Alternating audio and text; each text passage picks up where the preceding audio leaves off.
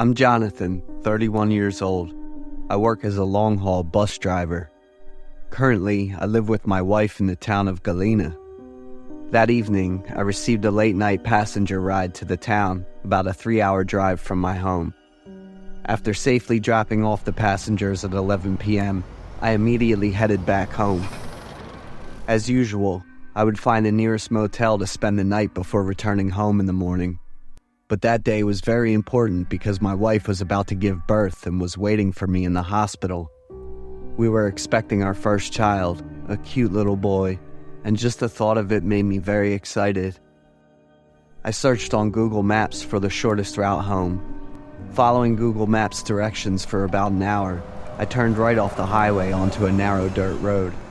At that moment, I was only thinking about my wife and child, not noticing the ominous darkness enveloping the road in my car. After driving a bit further, suddenly the radio in my car started making static noises. I tried to turn off the knob but couldn't, and adjusting the radio frequency didn't stop the annoying static noise. Feeling helpless, I lightly tapped the radio and thought there might be a problem with it. Suddenly, a woman's voice came from the radio. "Please be advised. Ahead you will encounter a landslide on the road. Absolutely do not talk or make eye contact with the people there unless you want to endanger your life." I was extremely surprised, but then thought it might be some program airing on the radio. After driving a bit more, the road ahead indeed had a landslide and there was a warning sign. I looked around in astonishment, and 2 rescue workers emerged from the darkness. I couldn't see their faces clearly, only their silhouettes. One was very overweight and the other was thin. They slowly approached a BMW parked in front of my car. The owner of the BMW stepped out and politely greeted them. Suddenly, the thin rescue worker rushed forward and grabbed the BMW owner. They both fell in front of the BMW, so I couldn't see what was happening. I was quite panicked at that moment, wondering if I should run over to assess the situation or not. The horrifying began to unfold.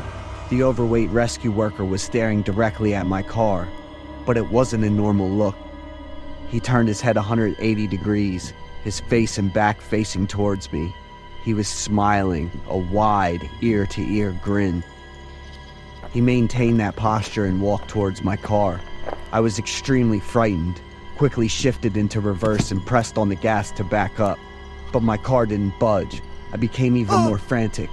That rescue worker had now walked right next to the driver's side window of my car. I remembered the instructions from the woman on the radio, not to talk or make eye contact with the people there. I trembled, trying to keep my gaze straight ahead. The rescue worker leaned down to look into my car, still wearing that eerie smile. He repeatedly pounded on my car window, not with his hands but with his head. My heart was pounding at full force, and I closed my eyes, gripping the steering wheel tightly.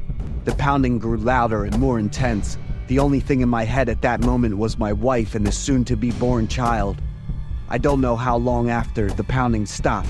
I took a deep breath and slowly opened my eyes. The overweight rescue worker was still staring into my car and smiling. In front of me was the thin rescue worker, his body covered in blood. I didn't know what he had done to the BMW owner. My car was now started. I immediately reversed and sped away at 62 miles per hour. After driving a fair distance, I calmed down. I suddenly remembered I had to call the police. I tried to describe in detail everything I had just experienced. The police told me to stay calm and send them my location. After identifying my location, the police asked me to stay put so they could find me as quickly as possible. I agreed, but as soon as I hung up the phone, I remembered my wife in the hospital. Without much thought, I immediately pressed on the gas and sped away. When I saw the turnoff leading to the highway, I was relieved. But as soon as I turned the steering wheel to enter, in front of me was the dirt road with the landslide and those 2 rescue workers. What on earth is happening? I immediately turned the car around and sped off, not wanting to encounter those 2 terrifying figures again. But everything seemed to be mocking me. Once again, I returned to that road. The 2 rescue workers looked at me, still with that wide grin, but this time the laughter was very loud and echoed in the dark. It was as if those two lunatics were mocking me. At that moment, I didn't slow down but pressed the gas pedal even harder. I didn't know why I acted like that. The car sped up, aiming straight at those two rescue workers. In front of me, everything was pitch black. I couldn't comprehend what had happened next. Suddenly, the eerie faces of the two rescue workers appeared. Their large, wild eyes, wide grinning mouths with sharp, jagged teeth dripping with blood. They were getting closer and closer to me, the mouth gaping wide as if to swallow everything. They emitted the cry of a newborn baby. It pierced my ears painfully. I woke up. In front of me was the hospital scene, my wife holding our son sitting on a wheelchair next to my bed. I woke up completely sober when I realized the crying of my son. My wife burst into tears when she saw me awake. She said the police found me sitting in the car in an unconscious state. I asked my wife where I was found. She said it was on the dirt road with the landslide, but there was no BMW or rescue workers there. The police concluded that my accident was due to night driving leading to stress and drowsiness. I recounted to the police and my wife what I had experienced, but they all thought it was just a nightmare. After, the accident left me with repercussions. I often suffered from headaches, so I couldn't drive anymore. My car, after being repaired for a week at the garage, was brought back home. Strangely, the dirt on the driver's side window couldn't be cleaned. I realized with a start that it was the mark when the overweight rescue worker used his head to pound on it. Until now, I still couldn't explain everything that happened that night.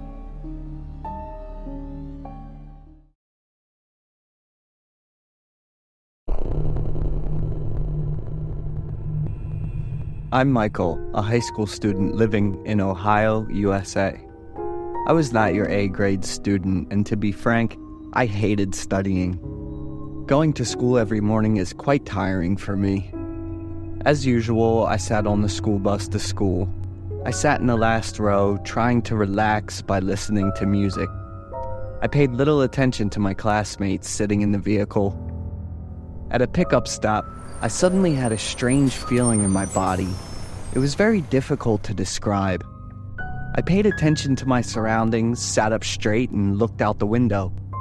I looked towards the small house where the bus was stopping. That was Mark's house. I knew that house. Mark and I studied together since elementary school. Mark is a quiet guy. He's shy, always sits in one place and doesn't have many friends. Everyone at school is impressed with Mark because of his excellent academic achievements. I used to act very mean to Mark just to satisfy my growing ego. One time, I poured so much glue into Mark's school bag that the whole lesson Mark sat with his head down, not knowing what to do. Or another time, I lured Mark to the women's restroom and poured paint all over the floor, causing him to slip and fall in front of the girls. But seeing Mark helpless and embarrassed made me laugh out loud. Thinking back, I feel so guilty. Back to that school morning. The bus stopped for a while, but Mark was nowhere to be seen. Suddenly, a hand passed through the car window and waved for the driver to move without having to pick him up. It seems like it's Mark's dad. He's probably not feeling well today, I thought briefly. That day of studying was very long, a strange feeling of discomfort creeping up within me, and I didn't do well on the math test today. At the end of the day, I went home exhausted. A feeling of dread and nausea made me angry and grumpy, and I snapped with my parents' concerned questions. That night I watched the local news channel, and what I heard shocked my parents and me to the core. Mark's entire family was killed by an intruder early this morning. I was speechless when I heard the news. A cold feeling ran down through my body. I returned to my room, falling into an unknown void.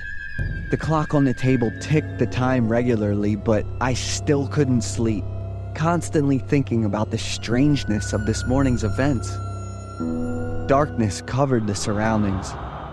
I saw Mark's house ahead. Standing at the door was Mark, his face covered in blood and his eyes gloomy.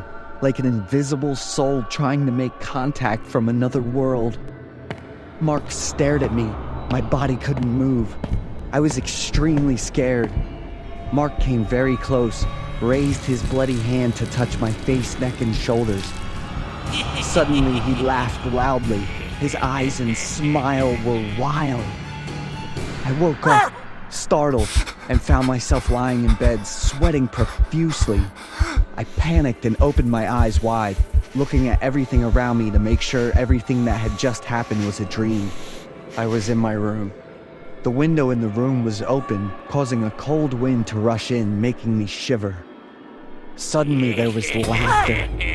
I was startled to see Mark in the corner of the room. I was scared, mumbling in my throat. Surprised, right? Mark looked at me with crazy eyes, completely different from him every day. I slapped my face hard to make sure this wasn't a dream. Mark is still alive. He is right in front of me. Mark went to lock the door and walked towards me with a creepy smile. He slowly pulled out a knife and held it close to my neck to control me. Let me tell you a secret. The murderer who killed the whole family is me. Mark laughed happily. He was crazy. I'm so disgusted and tired of being controlled by my parents. They don't let me do anything but do homework. Yesterday I had to study until 3 a.m. Seeing their faces drove me crazy. I want them to sleep forever, so no one can control me anymore. Using the great knowledge I have from physics and chemistry, it was easy to bypass the police. Every word Mark said made my body cold. I was extremely panicked in front of a crazy man willing to do anything. Y'all be next. Remember those pranks you did on me? Mark growled. The knife in Mark's hand moved closer to my neck. I could feel the sharp blade about to cut the skin of my neck. I trembled in fear. Mark laughed even more excitedly. Suddenly, there was a knock on the door and my mother's voice called out, Michael, aren't you sleeping yet?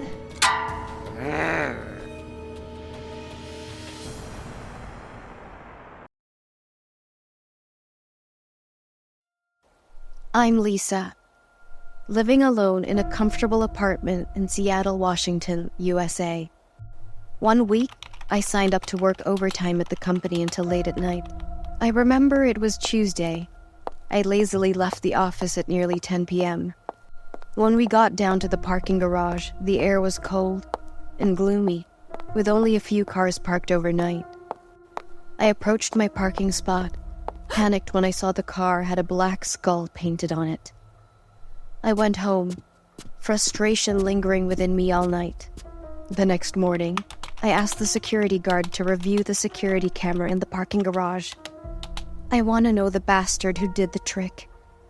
But the camera quality was very low. Only seeing a black shadow, I parked the car in quite a dark location.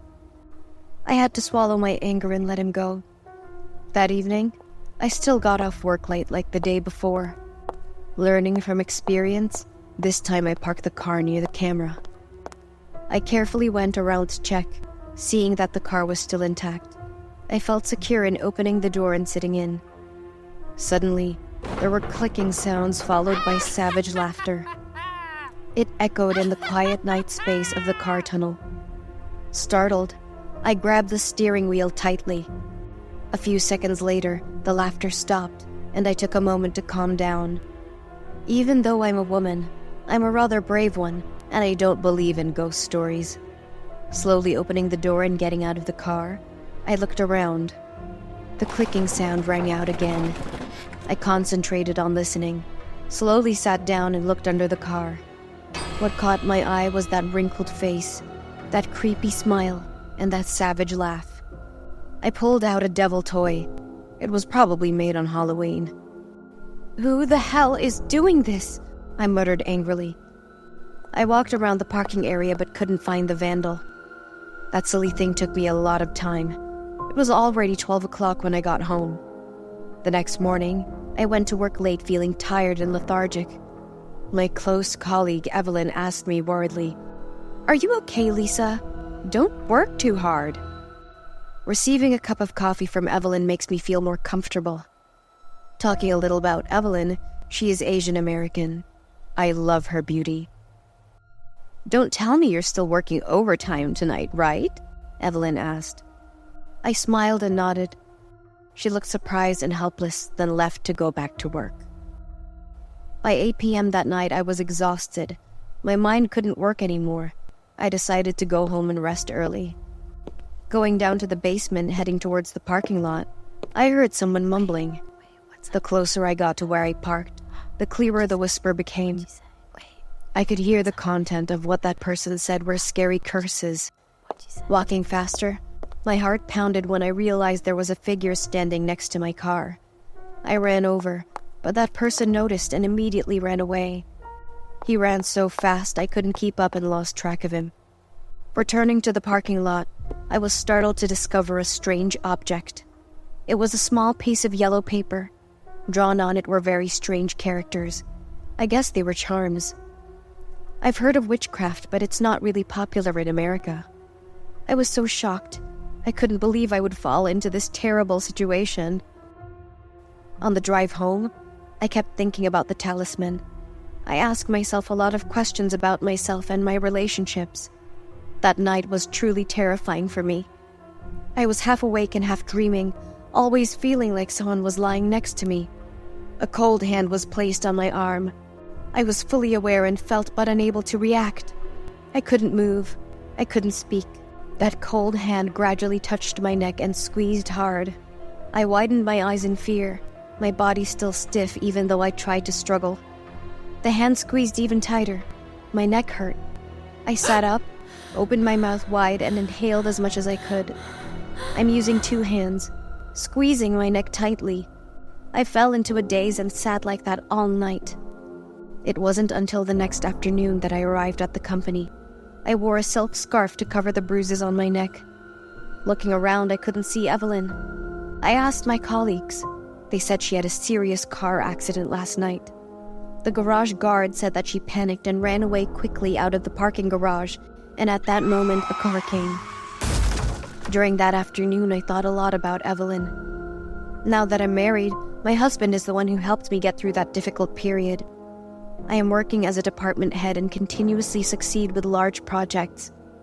As for Evelyn, she has been in a vegetative state for the past 5 years. I still keep the video recorded by the hidden camera I placed in the car. The images of Evelyn with an evil look in her eyes that I had never seen before.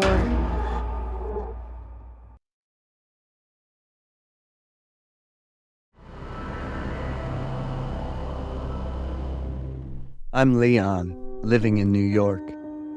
I'm very lucky to have a happy family. My parents have been together for more than 20 years. My brother, Jason, is 10 years older than me. He also has a small, happy family with his wife and daughter.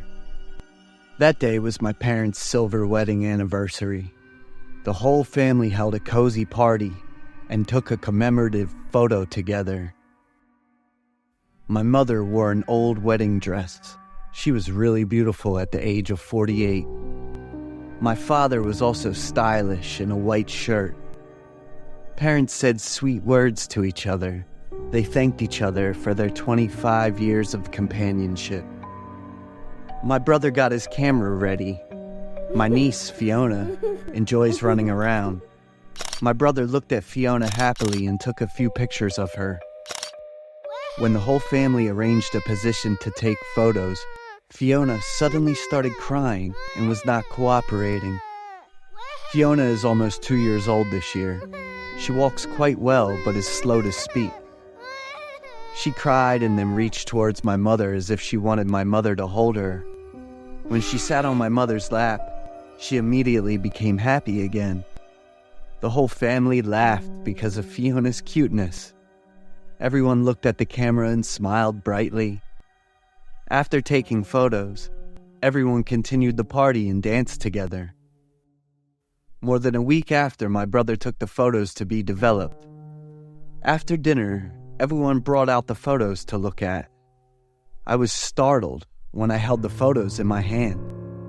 In the photos my brother took of Fiona, she was chasing a boy. The photo doesn't show his face clearly. Looking at his height, I guess the boy is about 3 years old. I quickly picked up the other photos to look at. In the family photo, that boy appeared again. That boy stood next to my mother, playing with Fiona. So she cried for my mother because she wanted to continue playing with that boy. I was startled again. In all the photos, I was not there. But the strange thing is that my parents did not have any questions or panic reactions when looking at the photos. They smiled and complimented my brother for taking beautiful photos. They didn't even see the other boy like me. Suddenly, my mother was thoughtful and then burst into tears. I wish there were more Leon and Marcus in the family photo. My mother said with a choked voice. Leon and Marcus? I'm Leon. I'm here, right? And who is Marcus? Are there any other family members that I don't know about? The family atmosphere fell silent. No one paid attention to my questions. Except for Fiona, who ran to hug me as if to comfort me. I hugged Fiona, but a series of questions appeared in my mind. Looking closely at the family photo, that boy's face is very familiar. Another evening, I was in the bedroom with Fiona, who was very attached to me. We will play together for a while before the baby falls asleep. I stayed and watched Fiona for a while before returning to my room. But that day when I walked out the door, Fiona suddenly woke up. The little girl whined and asked me to stay. I quickly hugged Fiona to comfort her, and in just a moment she smiled. Fiona looked at me intently and she said, "Friend." When my sister-in-law heard Fiona crying, she also ran over worriedly. As soon as she entered, she witnessed Fiona's first words. My sister-in-law happily picked up the baby and ran to the room to show it to my brother. The happy laughter of the small family also made me laugh unconsciously. One beautiful morning, my parents wore black clothes and looked sad. My parents told me and my brother's family that they wanted to take us to visit some people. I was quite curious but didn't ask much, but did what my parents said. My family stopped the car in front of the gate of a large cemetery. I went last, following the whole family into the cemetery. My mother sadly knelt and cried at a grave. My father and brother tried to comfort her. Coming closer to look at the tombstone, I was shocked to see that the names printed on the tombstone were Marcus and Leon. Looking at the two small photos on the stele, I was startled to recognize the boy in the family photo. It turned out that boy's name was Marcus. The other photo is me, Leon. That boy and I only have different eye colors. Everything before my eyes gradually blurred. Echoing in my ears were the sounds of police cars and ambulances, followed by the sound of crying, the sound of my parents calling out Leon and Marcus's names in pain and helplessness. Before my eyes appeared the scene of the bodies of two twin boys covered in blood and open wounds. The two boys lay on top of each other in a pool of blood. A man holding a sharp knife stood looking at the bodies of two boys with wide eyes full of red veins. The tight pain throughout my body pulled me back to the present. My body was covered in scars. They began to bleed and hurt. My mother was still kneeling and crying next to the grave. Fiona walked up, pointed to the picture of me and Marcus on the grave and said, "You."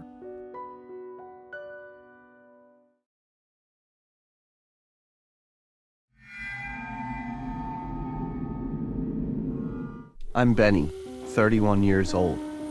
I'm working as a production manager for one of the 10 largest companies in the US. I've worked very hard to get to my current position and I really love my job. My company often holds luxurious parties at the end of the year to appreciate employees' contributions throughout the working year. During the party, there will be activities including dining, entertainment, and a charity auction. Last year's end party also had similar activities as every year. This time the company allows employees to bring a relative along. I immediately thought of Donna, my beautiful girlfriend. The party invested by the company was very grand. The venue is a famous local 5-star restaurant. Donna and I arrived at the party greeting everyone. Donna is very excited about everything around her. Knowing my position in the company, she really admired it. I am also confident that I have scored more points in her eyes. The party with the participation of more than 3,000 employees was deafening. I told Donna to follow me closely to avoid getting lost. Around 6:30 p.m. we started the party. Company leaders will give opening remarks. The next part is to honor and reward employees who have made outstanding contributions. When standing on the podium to receive the award, I was very happy to see Donna standing below, clapping her hands and looking at me smiling. At 7 p.m., we started the dining portion. The party format will be buffet. Beautifully decorated and extremely luxurious dishes were served. The LED screen suddenly appeared with a video of the restaurant's chef. Ladies and gentlemen, I am Anthony, the restaurant's executive chef with nearly 30 years of experience. We would like to respectfully introduce to everyone dishes filled with passion, made from Anthony's unique ingredients, wishing everyone a delicious meal. Everyone was very surprised, and I was very impressed with the chef's eyes and smile at the end of the video. It felt like he was trying to convey something. Having the chef personally introduce the dish made us feel appreciated and cared for. This restaurant really knows how to please customers, I whispered in Donna's ear. She smiled happily. Everyone started eating and drinking happily. Donna's food is delicious. She constantly praises the food here. Not only Donna, everyone nodded while eating. I have quite a hard time eating. With unfamiliar foods, I will hesitate to eat them or even be cautious because I have some stomach problems. Seeing everyone's expressions while eating makes me curious about the taste. I took a look around. The dishes here didn't have name tags or any information about the ingredients. This is very strange compared to other 5-star restaurants I've been to. I don't know what the unique ingredient the chef said is. In the end, I chose a dish that was quite similar to steak. The taste of the dish is very strange, but very delicious. The meat is soft and mixed with sauce. I started to get excited and continued to enjoy the next dishes. Suddenly, Donna shouted loudly with joy. She ran up to me boasting that she had found a ring in the dessert. Donna picked up the ring and smiled excitedly. Benny, I think it's a diamond. I looked at the ring. It was indeed decorated with a diamond-like stone. I and everyone nearby were surprised. Could this be a random lucky gift secretly prepared by the company? But lucky gifts usually won't be placed in dishes like that, which is confusing. I was bewildered, and Donna was very happy to put the ring on her finger. Suddenly, a guy standing not far from us exclaimed, There are human fingers in the soup. Everyone who could hear those words immediately turned their gaze towards the guy. Continuously, other strange things appear in food such as hair, eyelashes, and nails. The surrounding atmosphere was chaotic. People talk endlessly about the food. The company representative requested to meet the restaurant's manager and chef. A loud crash and a girl's scream rang out right behind me and Donna. Everyone was silent. The large bowl of hot soup burst and flowed all over the floor. What made everyone scared and dumbfounded was the human skull with some skin still attached with 2 white eyes rolling on the floor. The hand bones with 5 intact fingers floated right in front of me and Donna. Donna hugged me tightly and fainted. Some people burst into tears, and some older people even had heart attacks. The sounds of vomiting, crying, screaming all created a chaotic scene. It's like the end of the world is coming. We have to try to escape from that cruelty. We didn't say it, but everyone was aware of what they had just eaten. The haunting incident caused the company huge losses when overnight, up to 30% of employees resigned. The horror party from the restaurant was also reported by the national media, and the company's shares fell to a record level. The restaurant's chef was arrested. He's still very proud of what he did. According to the police investigation, the material he said was unique was taken from his wife, who had lived with him for 20 years. He was diagnosed with severe schizophrenia. Donna was so obsessed that she had to undergo psychological treatment at the hospital. Her family was very angry and asked me to stay away from their daughter. I have lost contact with Donna since then. Currently, I still work at the company. Every event organized by the company is also calculated and has very high requirements so that no more unfortunate events would have occurred.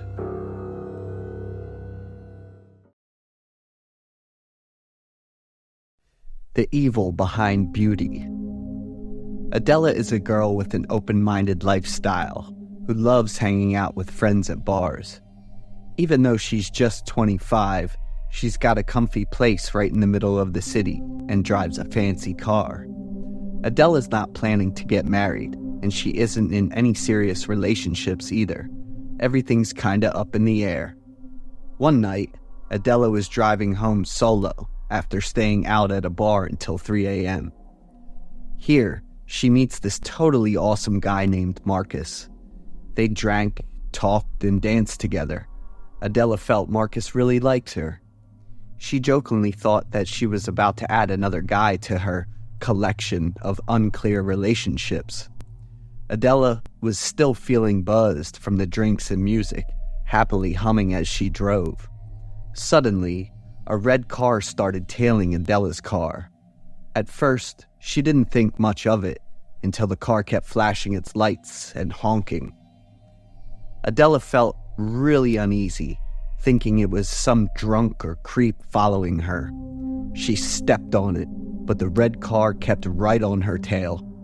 The guy behind the wheel got bolder, speeding up and rear-ending Adela's car over and over. Realizing it wasn't a joke anymore, Adela swerved right onto a shortcut and managed to lose the red car. At home, Adela was still freaking out, thanking God she made it out safe. Adela went to bed but woke up soon after because she heard noises in the house. Adela looked around and found out the basement window was open. She shut it fast and went back to her room. Once she was sure everything was okay, Adela went back to sleep.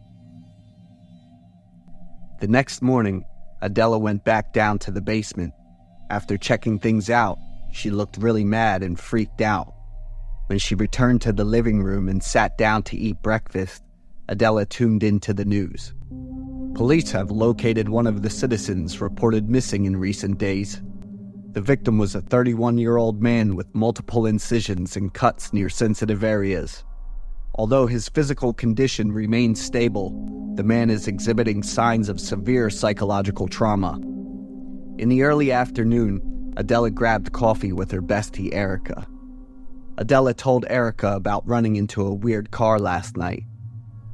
Erica told Adela to watch out because there have been a bunch of people disappearing lately. The victims were young folks who got into accidents while walking alone at night. Adela brushed off Erica's warning and switched gears, asking about her best friend's love life instead. Erica was all hyped talking about this guy she's been seeing lately. That night, Adela still went out late despite Erica's warnings. She learned from what had happened and got home a bit earlier than the night before. Around midnight, Adela was driving home and spotted that red car again. This time, the red car went ahead, so Adela snapped a photo of the license plate with her phone. When she got home, the first thing she did was check the security around the house and down in the basement. After making sure everything was safe, Adela went back to her room and started digging up info on the owner of that red car using the license plate number she got. Buff, 29 years old, runs his own car garage. This guy is even cooler than Marcus, the dude Adela met last night. Adela noticed something familiar about Buff that piqued her interest even more. The next day, Adela found Buff's garage, but instead of going in, she just hung outside and watched for a while before taking off. That night, when Buff left the garage, Adela followed him all the way home in her car. When Buff saw the strange girl, he looked surprised and asked. Adela boldly walked up and accused Buff of being a creep who had been following her. Adela even asserted that Buff was behind the recent disappearances and warned him she'd call the cops on him. Buff quickly explained himself. "I saw some dude chilling behind your car. I followed and kept flashing my lights just to give you a heads up, 'cause I've been hearing about those disappearances lately too. But you've got some serious driving skills. I lost sight of you and had to just head home." Buff asked about the man in the back of Adela's car, but she said there wasn't anybody there. After sorting things out, Adela asked if she could come over to Buff's place to have tea. Buff was taken aback by Adela's boldness, but didn't hesitate to turn down a pretty girl. Buff went inside, and Adela came up and dropped some flirting lines. Buff quickly backed off from Adela, kept his distance, and said he already had a girlfriend. Seeing Adela look disappointed, Buff quickly diffused the situation by offering her a glass of orange juice before taking off. Right as Buff turned around to hand Adela the glass of water, she reached out and jabbed a small needle into Buff's neck. He freaked out and pushed Adela away, but the drug had already kicked in, and Buff passed out a few minutes later. When Buff woke up later, he found himself in a dark room that reeked of fish and bleach. Buff's legs and arms were all tied up tight. Right next to Buff is this dude with a skinny body, all beat up on his face with infections. It's Marcus. Buff freaked out, screamed loud, and started flailing around, accidentally elbowing someone hard. Buff glanced back and saw it was a girl. Even more surprising was that the girl was Erica, who had just agreed to be his girlfriend yesterday. Buff freaked out and yelled Erica's name, but she wasn't moving at all. It's unclear if Erica's still alive or not. There were a few more folks in the room moaning and barely hanging on. Footsteps got louder, and in walked Adela with a stun gun. Turns out, she was the one behind everything. She hits up bars to find people, brings them back to the basement, and messes them up just for her own kicks. Behind that pretty and delicate appearance lurks a messed up and creepy soul. Buff screamed his lungs out into the night, but nobody around knows the messed up stuff going on inside that fancy, decked out house. I once received a package with a body inside. I'm Victor, I'm 27, and I work as an IT engineer. I make a pretty decent living. I've got a girlfriend who usually comes over to my place on the weekends and stays the night. My apartment's in a small building that's not super modern, but the rent is pretty reasonable. I could afford to move to a nicer place, but I'm fine with where I'm at. My neighbors are pretty friendly. Basically, we just say hello when we see each other, maybe lend a few small household items and keep to ourselves. That's all I need from my neighbors, and luckily, that's exactly what I've got. But there's one exception. He lives in the opposite apartment and is around my age. He's not nosy or anything, but his actions do bother me and others. He doesn't have a stable job, and he spends all day doing silly stuff, filming it and posting it on social media. When he sees people reacting and commenting, he laughs out loud. His jokes are pretty loud and end up bothering everyone around him. One time, the hallway was filled with foam crumbs. They ended up blowing into my apartment and my neighbor's place next door. It even got in my throat while I was walking and talking on the phone. That was from one of his ridiculous challenges. I don't mean to judge anyone or their job, but in his case, he's causing trouble and discomfort for more than just me. He's asked me to be a guest on his challenge many times. But at that time it was 11 p.m. I was in my pajamas, and I couldn't have looked more annoyed. After that, I was really busy with work and wasn't home much. One afternoon, I had a dinner date with my girlfriend, so we decided to spend some time together. When I got back to my apartment, there was a huge package blocking the entrance to our garage. I didn't remember ordering anything, so I got out of the car and went over to check out the package. It was addressed to that neighbor who's always causing trouble, and it said it was a returned package. That meant he had sent the package, and for some reason, it was returned. I figured he bought the equipment for his video shoot.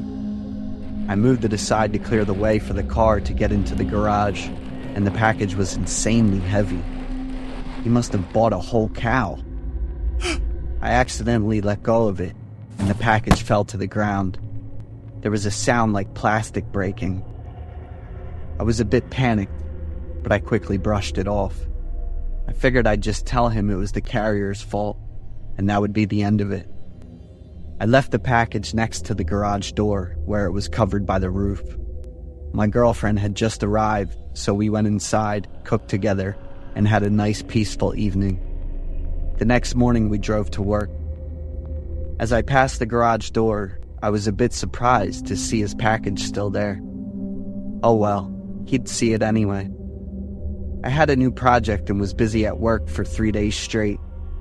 When I got back to the apartment after 3 days, I found the package still there. The cardboard box underneath was damp and a bit dented. I smelled something bad while I was still in the car. Someone in the building asked me, "Have you seen Dennis?" "I was at work. I just got home today," I said. "The bad smell has been there for a few days. Everyone's busy at work like me, so they don't notice. I have to deal with it by myself." I decided to deal with the package first. My neighbor was probably off doing some challenge somewhere. He'd been away from home for days like this a few times before.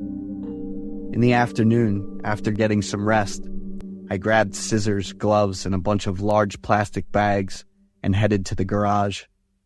The package was now leaking a red liquid, and it was swarming with flies. I wore 2 masks, but the smell was so strong it almost made me throw up a few times. I was fed up with dealing with the fallout from his ridiculous challenges, and now I had to clean up this mess from my neighbor. It had to be food he ordered to use later, which is why it smelled so awful. When I sliced the tape open, I saw a clear plastic box with something inside that I couldn't quite identify, but there were tons of maggots mixed in with some cloth.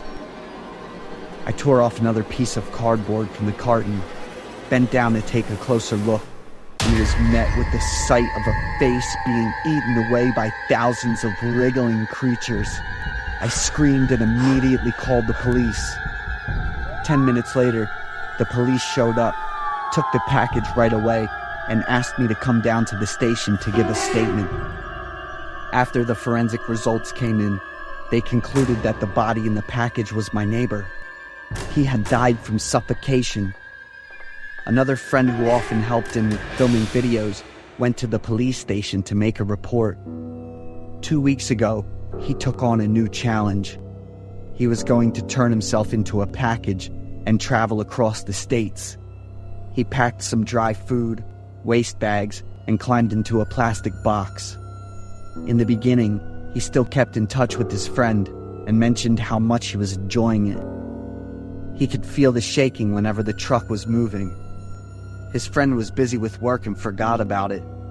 The most unfortunate thing happened to this guy, who was way too young. The price he paid for his recklessness was just too scary. I hope no one else becomes a victim of pointless pranks. especially kids, with social media being what it is today.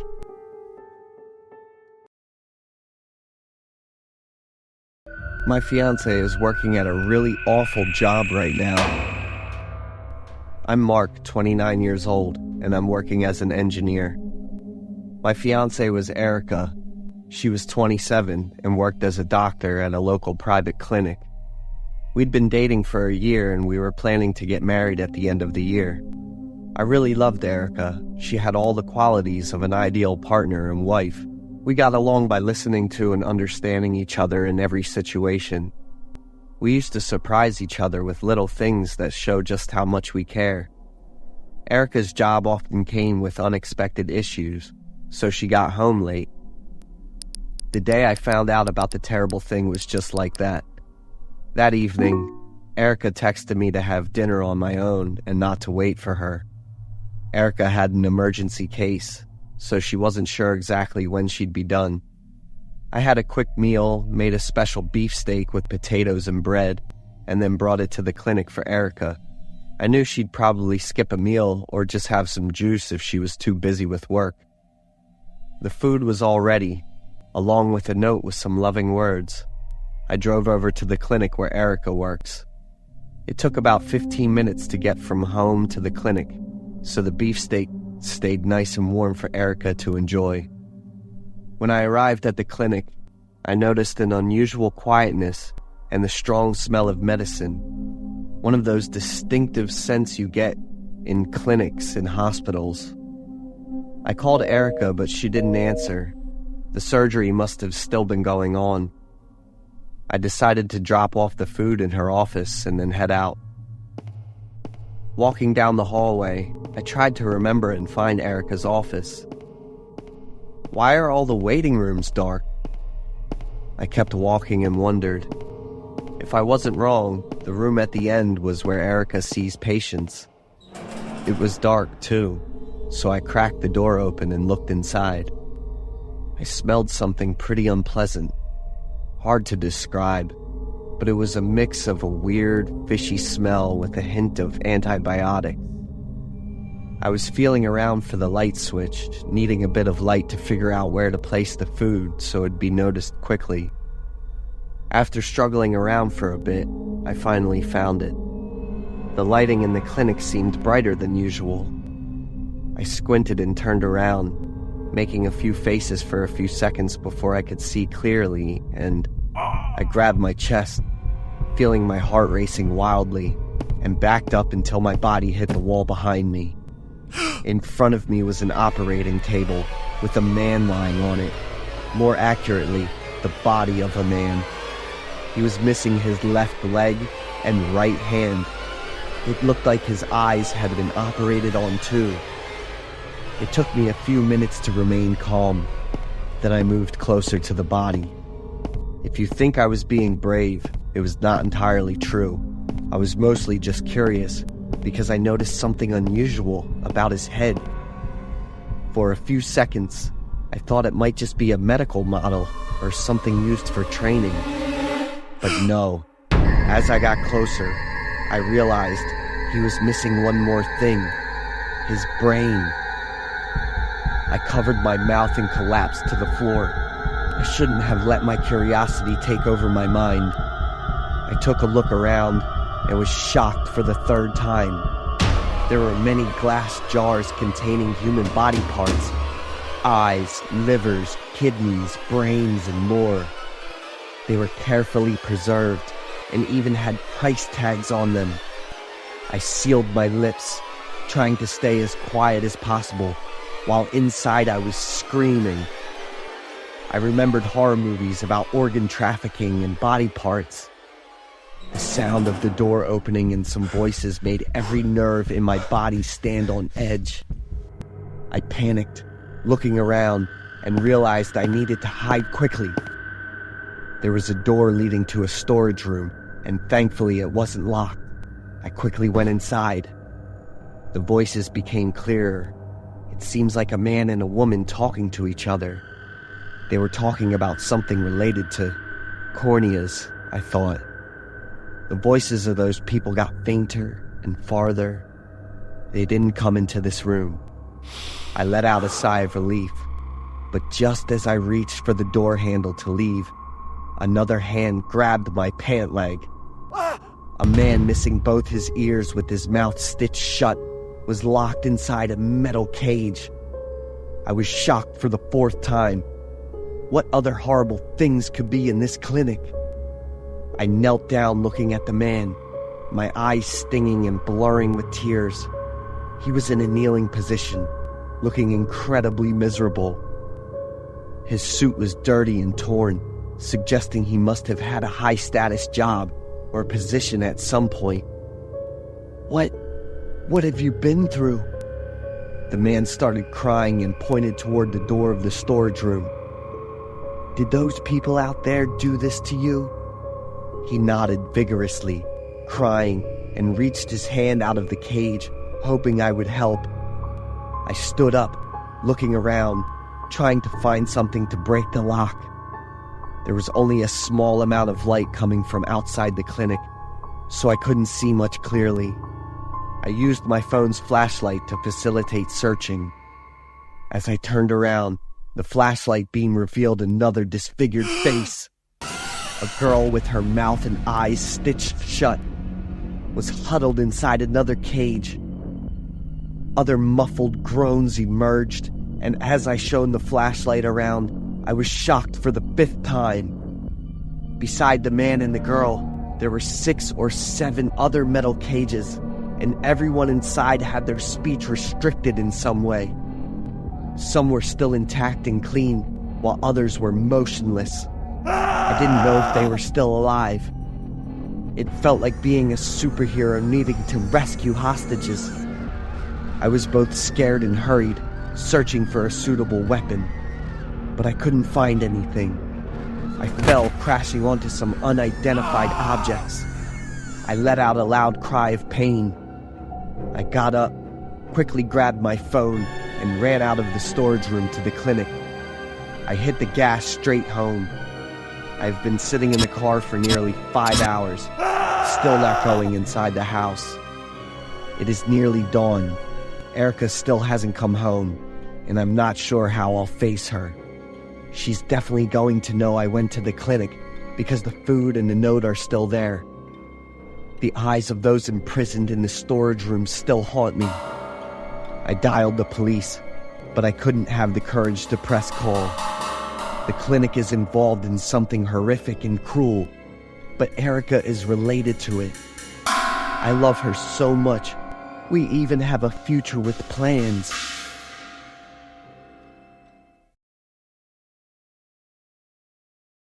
I am Maya, 24 years old, living alone in a modest apartment in Tulsa, Oklahoma.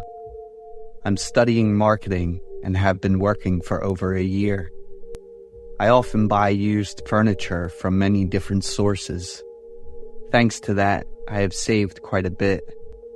Despite being used, some items are even 99% new. On weekends, I spend time cleaning the house. I noticed that my old wardrobe had a door fallen ajar. It was time for me to let that one retire. I would buy a new one, of course, a used one to cut down on costs. After cleaning, I took my phone and started searching.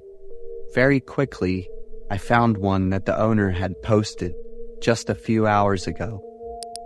I messaged the owner to ask for more photos. After agreeing on the price, I decided to buy that wardrobe. The owner was even enthusiastic enough to offer to deliver it to my house without any extra shipping fees. Getting a satisfactory item made my spirits bright all day. About 2 hours later, the wardrobe was delivered. It truly matched my room perfectly. After finishing organizing my clothes, I closed it and even added some stickers for decoration. However, the right door popped open, probably because my clothes were a bit too much. I removed some items I no longer wore and stored them elsewhere. Now everything was fine. When it was time to go to sleep, I noticed the right wardrobe door was ajar again. I peered inside the items, then firmly tried to close the wardrobe door, followed by gently tugging on the handle. I changed into my pajamas and went to sleep around 11 p.m. I don't remember when it was, but I was startled awake by a loud noise. The room seemed normal until I saw the wardrobe door ajar again. I felt a bit disappointed about the new item I had just purchased, but I steadied myself and went back to sleep. The next morning, I woke up, changed clothes, and closed the wardrobe door firmly again before heading to work. That evening, when I returned home, I saw the wardrobe door open again. I changed into my pajamas and forgot the door. I would try not to let my mood be affected by such trivial matters. That night, I was startled when I heard a creaking sound from the wood. The first place I looked was the wardrobe, and as usual, the right door was ajar. I thought I needed to address this issue soon and go back to work. This time, I wore only one earphone instead of both. I heard someone breathing heavily. I turned off the music, took off the earphones, and looked around the room, finding nothing unusual. By the end of work, it was nearly 2 a.m. I was so tired I could barely keep my eyes open. I lay down on my bed and fell asleep almost immediately. I felt a large, rough hand resting on my leg, gliding over my skin and slowly moving up to my thigh and advancing to that place. I jolted awake.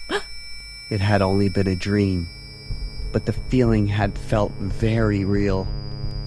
I was scared, but due to sleeplessness, I wrapped myself tightly in my blanket and went back to sleep. The next morning, I drank a cup of strong coffee to help my body wake up. That evening, I went to bed at 9:30 after an exhausting day. This time, I dreamed of many hands touching my body from my face, neck, chest, arms, and legs. When I woke up, everything was still normal. I sighed heavily, looking at the clock. It was nearly midnight, and I felt a bit hungry. I got out of bed to head to the kitchen. Passing by the wardrobe, I took a closer look at the stickers stuck on it. They had scratch marks, as if they had been clawed. While closely observing those stickers, I was startled to see a dark figure in the wardrobe. I rushed to the kitchen, grabbing the largest knife. Immediately, a strong force gripped my hair and yanked me back. A tall man with a horrifying smile and a disgusting breath held me tight. I struggled with all my strength, but with my frail power, he easily overpowered me. That crazy guy pulled me back into the bedroom. While he was off guard, I escaped and gifted him a deep cut on his arm. I had accidentally put him in a rage. After a struggle, he injured me on my hand and abdomen. My survival instinct wouldn't allow me to succumb. I used all my strength to kick him hard in the groin, causing him to howl in pain. I trembled and called the police. The first thing I told them was my home address. At this critical stage, every second counted. I had to run outside to seek help from my neighbor. Without letting me open the door, his large hand grabbed me again. I realized that it was the sensation of that large, rough hand that I had been assaulted by, not a dream. He dragged me under the bed, laughing eerily. I screamed aloud. This time I kicked hard at that dreadful face. He seemed dazed and loosened his grip. I scrambled up and dashed outside as fast as I could. Just then, the police arrived. I lost consciousness. I woke up to see my mother by my side, bursting into tears as she looked at me and thanked God. That pervert was the owner of the cabinet. He had been arrested and would soon face justice. I don't know how many girls had been assaulted by that madman before me. I made a mistake, by not carefully checking the old cabinet, and I had a horrifying experience with buying old furniture. Alden is a perfect guy with all the qualities that any woman would want in a partner. Especially at the age of 35, Alden's masculinity and maturity attract a lot of admirers. Alden is in a relationship with Erica, a girl who has everything in perfect proportion. On March 13th, will you be mine? Your heart will be mine. That is the sweet proposal Alden made to Erica. Unlike other couples, Alden and Erica have been getting to know each other for 11 months. Alden didn't have to persistently court the beautiful woman to win her over. Erica also did not pose any challenges or difficulties. In fact, she had fallen for Alden from the very beginning. Their relationship just needs one more formal proposal to become a perfect couple. Even though Alden has cared for and pampered Erica to the utmost for the past 11 months, Erica has also continuously given Alden the green light, showing her affection for him. But their relationship remains ambiguous. Erica is determined not to propose first. According to her viewpoint, it is the man's responsibility to take the initiative. Erica takes care of her appearance, participates in classes on sports, cooking, art, and more. She continually improves herself, setting the goal to always be perfect and attractive. There are also many suitors around Erica, but she only has eyes for Alden. As for Alden, there are times when he shows indifference in the relationship. His words are very sweet and loving, but they are also full of underlying meaning and a hint of teasing. But Erica doesn't realize this. To her, Alden occupies her entire heart and mind. Alden has not given Erica any confirmation, which leaves her constantly worried. Erica is very afraid of losing Alden. It's not hard to see that the women around him have feelings for him. Moreover, their relationship is not official and clear, so Erica cannot assert her claim. A princess is always associated with images of beauty and perfection, but it's not only princesses. There are also witches with an enchanting, deadly allure. Erica has a blend of both. She once planned and staged a car accident. The victim was a young and beautiful girl, and as a result, she was left paralyzed from the waist down, just for standing too close to Alden at a party. Not stopping there, Erica did not hesitate to gift a few scars on the arms, legs, and even the face to the girls who intended to flirt with Alden. One rival, who is extremely determined, declared that she would confront Erica and pursue Alden to the end. She is Daria, who possesses everything Erica has and more, namely the allure of youth and beauty. But just a week later, Daria vanished without a trace. The police searched for Daria for 6 months, and the clothes they found in the forest contained Daria's DNA. But it still has not been determined whether she is alive or not. Are you satisfied with what you've done? Alden's unexpected question left Erica stunned for a few seconds. Of course, I'm willing to do anything for you. Alden knows something. He just smiled and nodded. The moment Erica had been waiting for arrived. Alden proposed right in the car when he brought Erica home. Of course, she agreed without a second thought. But why March 13th? Why did you ask me to be your girlfriend on March 13th instead of today? That day is very special to me, and I want you to be a part of that specialness too. Alden's words melted Erica's heart. She loved Alden very much.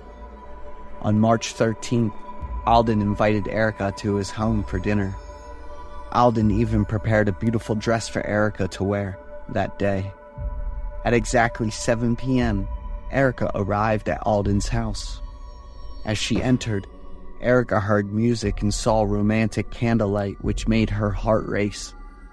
But she was very surprised by the happy birthday message decorated on the wall. Alden stepped forward, holding a birthday cake with a lit candle in the shape of the number 36 on top. "You didn't tell me your exact birthday." "You are the most wonderful gift. Will your heart be mine?" Erica happily nodded and embraced Alden. After many days of waiting, hoping, and worrying, Erica became Alden's girlfriend.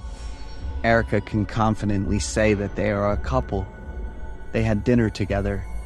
Erica continuously talked about their future plans and dreams with immense enthusiasm. Alden simply smiled lightly and did not respond. "Eat quickly, because you're about to leave soon." Erica looked at Alden in confusion, not understanding what he meant. "I will take you to a very wonderful place. Let's cut the cake first." Alden placed the cake in front of Erica. He went around to the back of Erica's chair, leaned in close to her ear, and whispered, "Are you ready?" Erica had no time to react. A knife was plunged straight into her left chest. An hour later, Alden stepped out of the house with a satisfied expression, his mouth still smeared with blood. Alden drove away with the body of a woman without a heart in the trunk of the car. The cycle of the next 11 months continued as Alden searched for another heart, the 13th heart.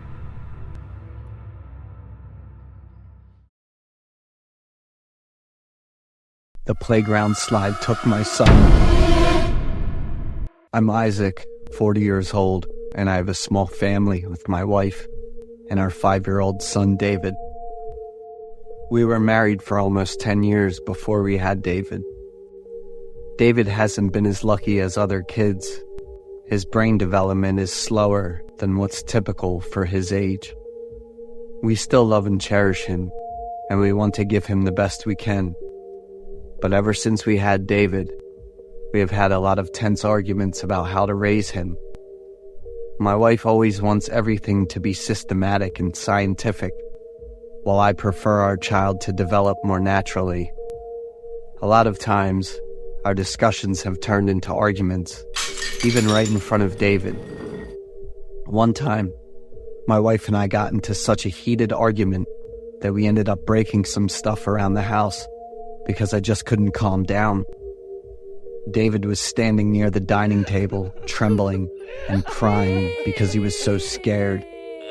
My wife covered her ears, screaming and crying. I figured the best way to handle it was to grab David and just leave the house. I drove him to the playground at the park, which was a few miles away. Sitting in the car, the boy kept crying and looked at me with a scared expression. I don't even remember how I drove to the park. Everything was so blurry. When we got to the playground, I tried to cheer him up by laughing and joking around to help David feel more at ease. After a bit, David started laughing too, and we played on the slide together. David ran through the colorful plastic tubes and slid down, and I chased after him, pretending to be the boogeyman to make the game more exciting. David was freaking out because the boogeyman was chasing him, so he quickly sat down, ready to slide down. I stood at the bottom of the slide to catch my son, but David never came down. I called out for David and started searching every corner. My mind was racing, and I didn't even know how much time had passed, but I was so exhausted that I just collapsed next to the slide. I woke up in the hospital with a doctor, a nurse, and some police officers there. Once I remembered everything, I quickly reported it to the police to get help. My son got taken near the slide. Please help me find him.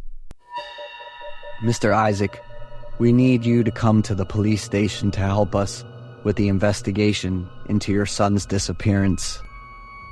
You're the main suspect in this case." I was stunned and tried to explain, saying I needed to see my wife because she must be really worried since neither of us came home all night. "We need to keep you two apart for safety reasons. Once we sort this out, if you're not the one responsible, we'll let you go home." What the hell are you talking about? I need to stress again that my son is missing, and I really need to see my wife. A policeman came over to restrain and handcuff me, while the other one talked to the doctor. After the doctor gave a nod, 2 policemen walked me out. I was still feeling dizzy, so I got off the bed and just collapsed right away. The 2 police officers were even rougher with me. When I got to the police station, they gave me some kind of drink and told me to wait for 15 minutes before the interrogation started. My head was spinning, and my memories kept coming and going in a really confusing way. After 15 minutes, I was feeling more awake, and the police came in with a stack of photos. As I looked at each photo, my emotions just intensified. The first photo showed my car parked in the park, and the front of it was pretty badly dented and scratched. Next were some photos of the slide at the playground. Finally, there was a photo of me, covered in dirt and blood. What is this? Are you sober now, Isaac? I stared at the police in shock, then looked back at the photos. I grabbed the bottle of water I had just drunk, realizing it was a hangover cure. I held my head, trying to piece everything together. It turned out I had always been a terrible husband and an irresponsible father. I used alcohol to deal with stress and to justify my failed and miserable career. I constantly pressured my wife to have kids. When my wife gave birth to David, I didn't care about him at all. I was always half sober and half drunk, which scared and pushed him away. That night, I just couldn't control my wild behavior. Because of the weird prank and me looking like a real boogeyman, David panicked, slipped, and fell from the slide to the ground, and I hid David in the bushes, about a mile away from the playground. On the day I faced my wife in court, I couldn't bring myself to look at her, even for a second. We settled both the divorce and David's case at the same time.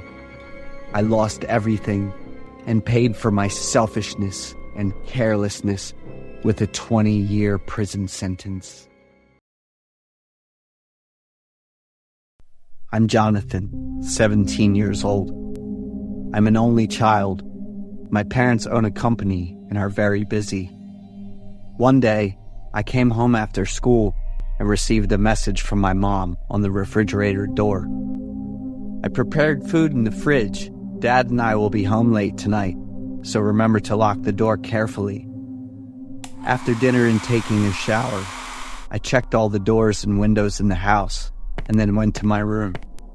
There is no homework today, so I have plenty of time to use the new laptop that Dad gave me for my birthday last week.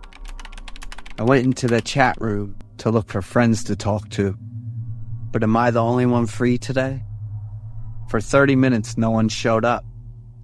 I left the chat room and played a few games.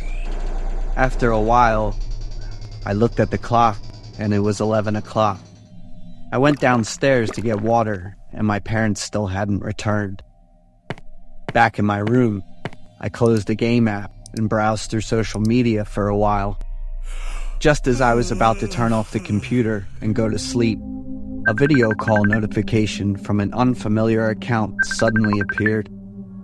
I hesitated for a few seconds, then put on my headphones and decided to press the green button. My image appeared in the corner of the screen, but on the other side was just a black, silent screen. "Oh, hello," I said, but there was no response. There was still silence and a black screen. I briefly thought that it might be one of my friends playing a prank on me. Could it be that a ghostly face is about to leap out of the screen? After a few more seconds with no other signs, I said, "I'm going to end the call now." Just as I was about to end the call, a faint light began to appear.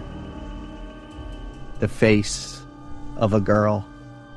She was beautiful, with delicate features that made me freeze for a few seconds. Even with just a little light, it was enough to clearly see her beautiful features. I greeted her and gave a shy smile, but she didn't respond. Instead, she sent a message. "Help me." I was startled and looked back at the girl. The beauty that was once there was now replaced by fear. Her eyes were filled with tears, and her face was pale. Without giving me a chance to respond, the girl continued to message. Please help me. He's breaking into my house. "What's going on? Where are you?" I'm in the closet. There's an intruder in my house.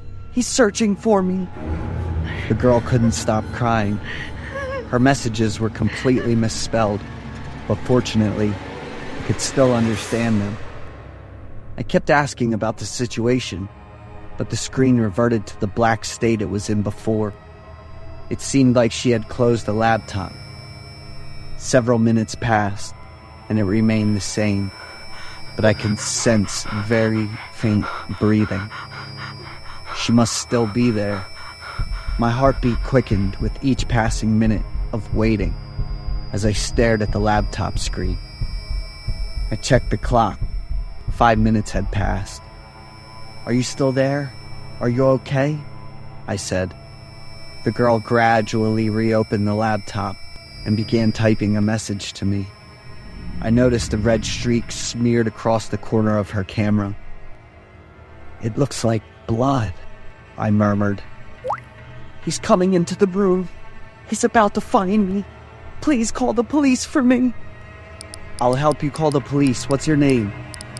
I asked her, speaking as quickly as possible while dialing the phone. "Fiona." "All right, Fiona. Quickly, tell me your address." She replied, and my heart nearly stopped. The address she gave was my own. I couldn't believe my eyes. How could this be? Is it a prank? I asked for the address again to confirm. At that moment, a loud noise came from the other side. The girl clutched her head, crying hysterically in panic. I was bewildered, pacing back and forth in the room, my mind spinning with the information I had just received. The house was eerily silent. I went down to the living room and the kitchen. Everything seemed normal.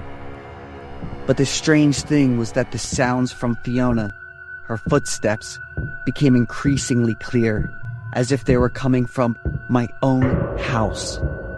I returned to my bedroom, trying to listen more closely. The sound of typing on a keyboard was echoing loudly. It felt like it was coming from right next to me, not from Fiona's side. It seemed like it was coming from inside the closet. Gripping the scissors on the table tightly, I slowly approached the closet. Filled with fear, but also unable to resist the feeling of curiosity. I took a deep breath and flung the door open.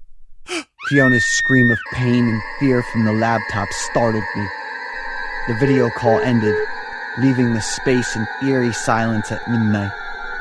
I looked into the closet and searched through it, but found nothing unusual. It took a few more minutes for my mind to regain control over my body. I called my parents. They were on their way home as well. That night, I stayed awake. The room light was on, and the closet was left wide open, with clothes scattered outside. I had to make sure the closet was completely empty, with nothing hidden inside. I was so exhausted that I fell asleep when it was already morning, and woke up at 3 in the afternoon. My parents came to the room to wake me up. Dad had learned more information after researching the history of the house. Before my family bought and moved into this house, there had been a horrific murder case. The victim was a 17-year-old girl from the family. While home alone, the girl was confronted by an intruder. After fighting back, the girl hid in the closet, only able to grab her laptop to call for help. The next morning, her parents returned and found their daughter in the closet. And that closet was exactly where Fiona met her end, with 60 stab wounds on her body.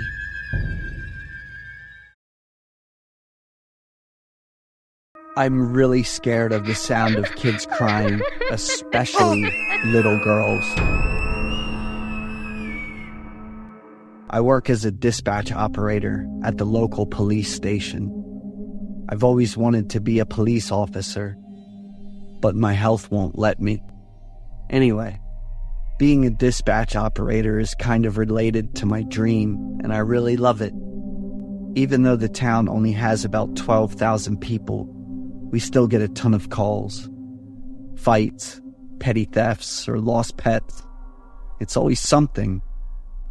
Sometimes we get quick calls that only last for a few seconds, but it can take days to investigate or wait for a follow-up. Some calls just cut off suddenly, and then later, we find out there was a murder. 2 weeks ago, there was a murder in town involving a family of 4 that spanned 3 generations. According to the family's camera, the murderer was dressed as a clown. He was so arrogant that he even walked up to the camera and gave it the middle finger. The police were still trying to track down the murderer, but that clown turned the whole thing into a joke. The defiance and arrogance of that crazy, cunning guy kept the police in town awake for days. I confidently said that my job is one of the toughest out there. At night, every call would startle me. "Hello, can I help you?" Officer, I'm so scared. A young girl's voice came through, and then she started crying. Just what kids do when they're scared. "Relax, girl. Where are your parents?" They're in the living room, but they've been there for a long time. I quickly connected the call to the police station. The little girl kept crying, and her voice begging for help made it hard for me to stay calm. I tried to calm her down by saying, "The police will be here soon. What's your name?" Even though she was crying and really scared, the little girl still answered me politely. Orla. "Hey there, my little blonde princess. Can you tell me what's going on?" Turbo came to play with me. Then Turbo said he wanted to see my mom. Turbo went into Mom's room. My dad came home and went into the room too. The little girl stopped talking and just started crying. I felt like I was sitting on a pile of fire, counting every second and hoping the police would show up soon. "What did your dad do next, Orla?" Dad, he yelled really loudly. Then Turbo left them in the living room. "Where are you, Orla?" I'm playing hide and seek with Turbo, but Turbo has a knife. I'm scared. "You need to hide and make sure Turbo doesn't see you until the police get here." "Who is Turbo?" I met Turbo at the park. He said he wanted to come to my house to play. Turbo's a clown. I went completely numb when I heard the word clown. It brought up the most terrifying and evil images. I prayed to God to protect Orla and begged him not to take that poor girl away so soon. Back to Orla's call, I asked her what was going on. Knowing everything but not being able to do anything felt like being tortured by an invisible force. I could hear heavy, rushed footsteps and crazy laughter that I guessed was Turbo's. Help me. I'm scared. The last thing Orla said to me in a choked-up voice before the devil found her hiding spot. The clown's crazy laughter, getting louder and clearer, was right next to my ear. It's fun, right? Orla cried and begged him, but all he did was laugh in that disgusting way when he saw her fear and desperation. And that was his goal, getting his twisted, sick satisfaction as a murderer.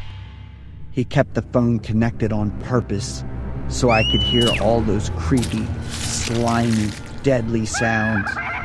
All I could do was scream into the phone, threatening, cursing, and begging him. When I heard the police and the warning gunshots, I still held on to a sliver of hope that Orla would escape the devil.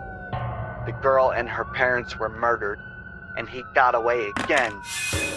I heard a helpless voice from a policeman on the other end of the line, and I dropped the phone in shock. For the first time in my 30 years, I cried like a little kid. Why did I feel so hopeless and in pain? I went to the funeral of Orla's family. That 6-year-old girl was really beautiful, with blonde hair and smart eyes. After the Orla family case, nothing else happened.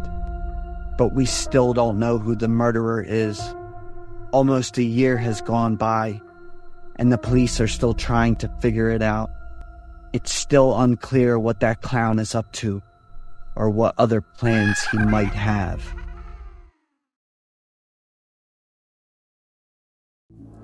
I'm Charles, 34 years old. I'm an embalmer at a funeral home in Austin, Texas. Having been working here for nearly 7 years, I witnessed countless bodies being brought in. From older folks to little kids, from natural causes to tragic accidents. Doing this job really takes nerves of steel. Everything was going fine until one night.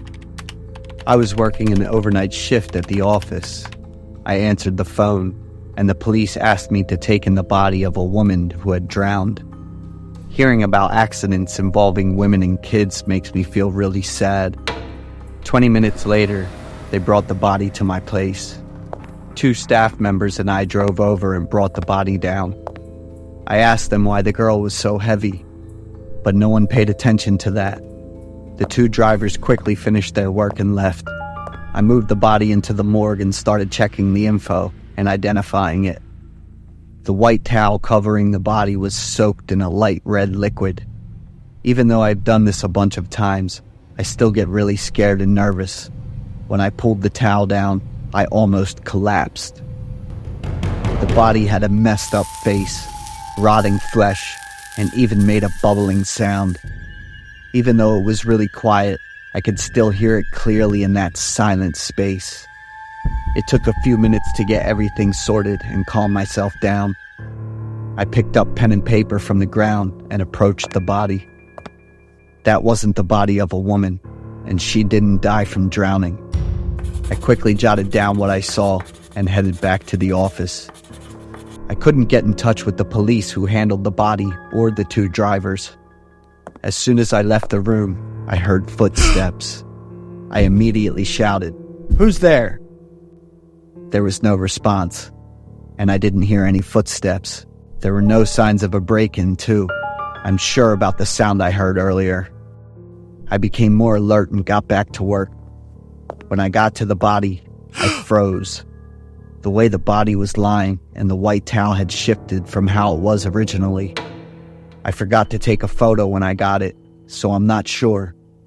I took the camera and checked the body. The police told me that belonged to a girl. I wanted to disprove it. Seeing his rotting face, rough skin, and the smell of blood mixed with something like acid, I quickly looked away. I took a deep breath to steady myself. I noticed that his clothes were all messed up and way too tight for his tall body. The underneath part of the corpse was mostly intact, with just a few scratches. After jotting down the details, I went back to the office. Suddenly, the phone rang. The police called, I guess. Actually, it was a family looking to book a funeral service for a loved one who had passed away from illness. When the call ended, I headed to the bathroom and heard a slight moan. I held my breath to listen, and I actually heard a groan. I rushed out of the bathroom and walked around the lobby and the nearby hallways, but there were no signs of break-ins or anything unusual. I checked every corner one more time before heading back to the morgue. I panicked when I saw the corpse had disappeared. I wish I had a way to show you how I felt back then.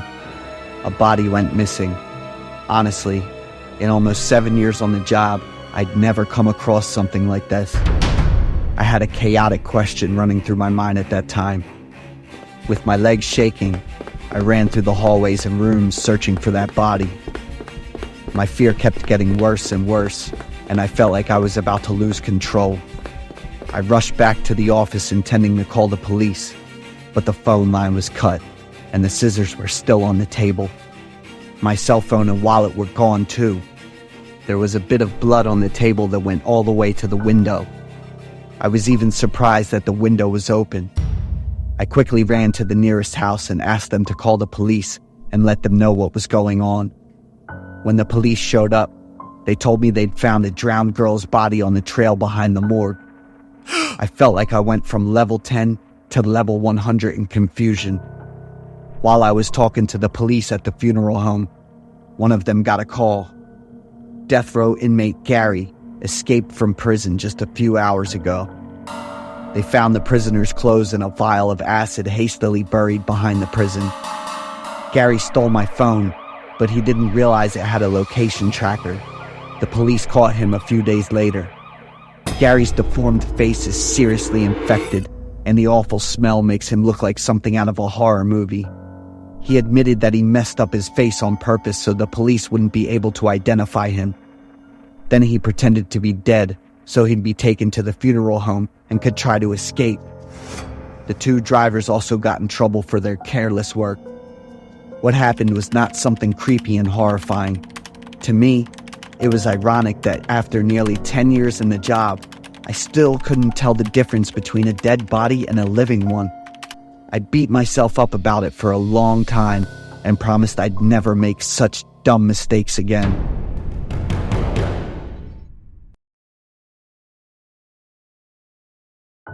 I am Devlin. I'm 29 years old. I had a happy family with my parents, my older brother Dylan, who's 10 years older than me, and my sister Donna, who's 7 years older than me. My family wasn't rich, especially when Dylan had got lung cancer at the age of 19. We lived in a house where the rent was almost the same as my mom's salary. Plus, the house was really far from the hospital where Dylan was getting treated, so my parents decided to move. We moved to a big house with enough rooms for the three of us. The house was old, but the rent was half as much, and it was really close to the hospital. My family was going to start a new life here. We always boosted Dylan up and stayed by his side to help him get through his illness. Unlike my parents, who were happy with the new house, I didn't like its dark and musty atmosphere. Donna was always there to comfort me. She said the musty smell would go away once the house was cleaned and Dad put in more lights. Dylan's illness got worse, so he had to quit school and focus on recovering. My parents took great care of Dylan, and Donna looked after me. Since we moved to the new house, I haven't had a good night's sleep. Every night the sound of glass clinking together echoed. I figured it was coming from Dylan's room since he had to take a lot of medicine. The vibe in the family was a lot quieter, and meals weren't as cheerful as they used to be. I saw Dylan looking tired and pale. My parents were trying to handle the financial issues. I didn't like living in this house. I missed the cozy feel of the old place. One night I heard some noises and woke up. Even though I tried to ignore them, I could still hear footsteps and the sound of wheels rolling on the floor. I opened the door, looked out into the hallway, and felt a chill, even though I was inside the house. Suddenly, a dark figure appeared at the end of the hallway, walked toward Dylan's door, and then just faded away. "Dylan? Is that you?" The echo made me scared of my own voice. "Haven't you slept, Devlin?" Hearing Dylan's answer, I was relieved and said I needed to use the bathroom and returned to my room. The noises started up again, but there were no more footsteps. I figured Dylan was still awake. One day it was just Dylan and me at home. After lunch, I did the dishes while Dylan went back to his room to rest. After I finished the dishes, I didn't know what to do, so I just sat in the living room and watched TV. Suddenly, a terrible smell filled the room, and I reacted pretty strongly. I walked around the living room and kitchen, but didn't find anything unusual. Dylan must have been asleep, so I didn't want to wake him. I decided to hang on until my mom and Donna came back. I went upstairs and closed the door to get away from that awful smell. I looked for the game console to pass the time, but after almost 20 minutes, I still couldn't find it. I must have left it on the desk. I'm wondering if Dylan borrowed it and forgot to mention it. I lay on the bed with a comic book and vaguely heard a really sad cry. Before I could figure out what was going on, a dark shadow passed by the door and made me jump. When was the door opened? I went out of the room and called Dylan's name, but he didn't answer. I went to Dylan's door and knocked, but there was still no response. I wondered if it was him or not. That night, I told everyone about the weird things I'd seen recently. But no one believed me, and even my mom was really mad. My dad looked at Dylan sadly, lowered his head, and didn't say anything. Donna told my mom to calm down. The noise was because your brother was in pain, which kept him up and made him walk around the house trying to find some relief. But my game console, it was because you didn't clean up your stuff. I've told you about this a bunch of times, right? And the smell in the house, I definitely noticed it. When she heard me say that, my mom slumped down and looked at Dylan. My dad hugged Dylan's shoulders while he bowed his head, pursed his lips, and clenched his fists. I'm sorry, Devlin. I couldn't control my bowel, and it was affecting you. My parents and Dylan all burst into tears. They hugged him tightly to comfort him. At that moment, I just stared at them blankly. My 9-year-old self couldn't really understand everything that was going on. Donna took me back to my room and talked to me a lot. The next day, I met Dylan as I wanted to get closer to him. The mood in the family was happy again, but it wasn't long before Dylan had to be hospitalized. Strangely, even after Dylan wasn't at home anymore, weird things still kept happening. I could only talk to Donna about it, and one day she started feeling the same way I did. One time she saw a figure, missing its left arm and right leg, holding a big gun and staring at her from the corner of the room. We decided to search the house. When I got to the warehouse area, I found a big, old wooden box. Inside were really blurry black and white photos of people sleeping. Donna set the box down and picked up the photos to look at it. They're not just sleeping. These are dead bodies. Donna's words sent a chill down my spine. The book she was reading was the notes of someone who used to work here. During the war, this house was a local morgue. It held lots of bodies of wounded soldiers and innocent civilians. My sister and I didn't get a chance to tell our parents before Dylan had passed away. Losing Dylan nearly broke my mom, and everything in the family was turned upside down.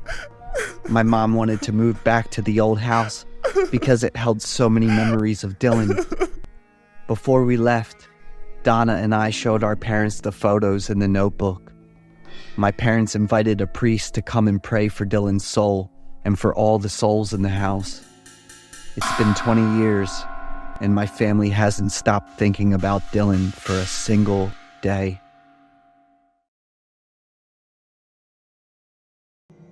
This is the terrible story I will tell on Halloween. I'm Jane, 21 years old, working for an auto garage in town. Just like every year, the streets, shops, and homes are filled with Halloween decorations.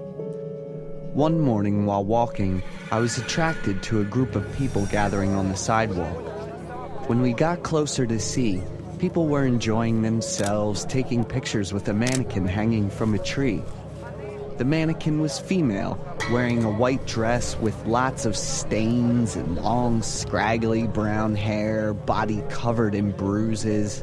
The face was pale with a haunting expression, her saucer eyes wide open, mouth wide open with bleeding stains. I and everyone there were amazed at such an uncanny and realistic mannequin. I also enjoy taking photos with the mannequin, then sharing it on social networks to immerse in the Halloween atmosphere. My photo quickly had a large amount of interactions. Yo, it's really like that girl's hanging right behind you. Reading that comment from a friend, I laughed out loud. One evening, about 3 days later, I was on my way home from work, quite late because the shop was very busy that day. There was a group of people gathering on the street. I slowed down and realized that was the place where the famous mannequin was decorated. It was well known for its realistic details, I thought, until I saw a cop car parked nearby. Out of curiosity, I got out of the car to find out what's going on. Trying to squeeze through the scene before my eyes was so terrifying that I immediately felt nauseous. The mannequin had her flesh torn and skin dangling and was now crawling with maggots, and a terrible stench arose. Its face was also much paler and seemed to be puffing out. Oh my god, that's a real person, not a Halloween decoration. The people standing around started talking to each other. Immediately I shivered, a cold running down my spine. The police are blocking the scene and asking everyone to disperse to make it easier for the coroners to investigate. I returned home haunted by that woman's appearance. Looking back at the photo, I realized I was taking a photo with a hanging corpse. She was looking at me as if she knew I was looking at her through the phone. The creepy smile was full of blood. The eyes were full of pain and hatred. I was startled and zoomed in on the photo to look closely. That creepy smile has since disappeared. I hastily deleted the photo and tried to do chores around the house to not think about it anymore. But that whole evening, I was constantly haunted by a feeling of uneasiness that I don't know why is there. I went to my room early, trying to relieve my anxiety by playing games. After a while, I decided to go downstairs to get some snacks. As soon as I looked towards the door, I was startled and screamed loudly when I saw the silhouette of a woman wearing a white dress with long flowing hair at the door. Are you alright? It turned out to be my mother. My heart skipped a beat. I acted as if nothing happened. I told my mother it was okay, and I went to bed and covered myself with the blanket. I don't remember what time it was when I woke up. The feeling of something touching my hair and nose makes me uncomfortable. As I slowly opened my eyes, I saw a foot hovering right in front of me. I looked up. The hanging woman's body was looking at me with a rotten face and a bloody smile. I was so scared that I couldn't open my mouth or move. Suddenly, the body's head fell right in front of me. That smile and eyes right before my eyes. I jolted from my bed with all my strength, eyes still closed shut, screamed my lungs out. I ran down to the living room. The loud scream woke everyone in my home up. The whole night my parents were with me because I was so panicked. 2 days later, the town news reported on the incident that the decorative mannequin on the street was actually the corpse of a hanged woman. The girl's identity was discovered. Her name was Hannah, 20 years old. She was murdered by her vile, cruel, junkie boyfriend. After that, I was traumatized by girls with long hair wearing white clothes, especially white dresses. One evening, I worked overtime at the garage. At that time, around 11 a.m., a Toyota Camry entered the garage with its warning lights flashing continuously. I ran out to find the situation.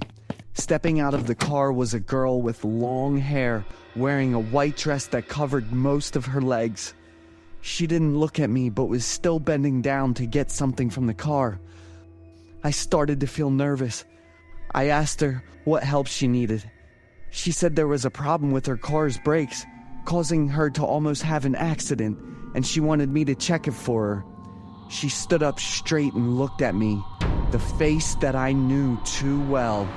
She smiled and introduced herself as Hannah.